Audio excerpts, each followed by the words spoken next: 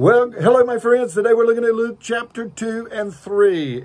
In chapter number 2, we see the birth of Christ. And we find that the first announcement of this birth came to shepherds on a hillside.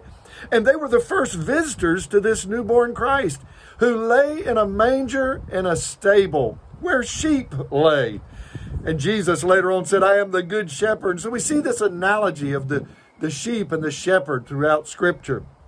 But we also look in chapter number 3 and we find the genealogy of Christ. And this genealogy is different than Matthew's, that this genealogy came through the line of Mary and was through Nathan, the son of David.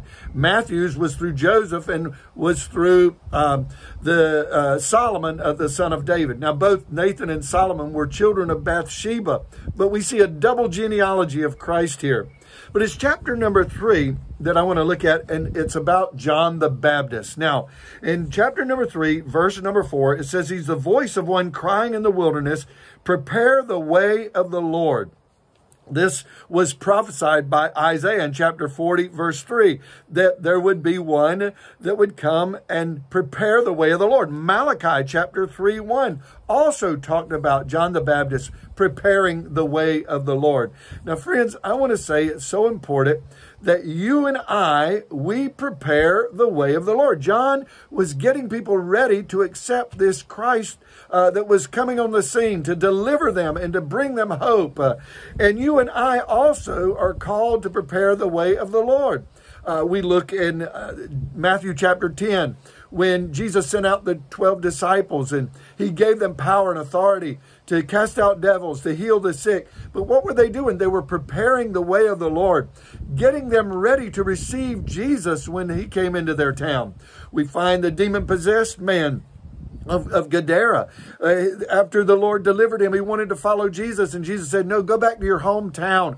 Tell them the good things that I have done." And he did that. And later on, Jesus came and was able to minister to someone in their town. What was he doing? He was preparing the way of the Lord.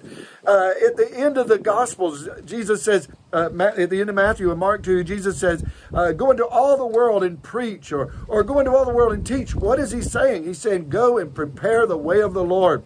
So I can, when I come, they will be ready. Friends, I want to say to you that you and we are to prepare the way by telling people about Jesus. So when he comes to take his people back, his church back, they will be ready. We need to prepare the way. Some people plant seeds, other water, but it's all preparing the way of the Lord that men might be with Jesus. Well, God bless you as we continue to prepare the way. God bless.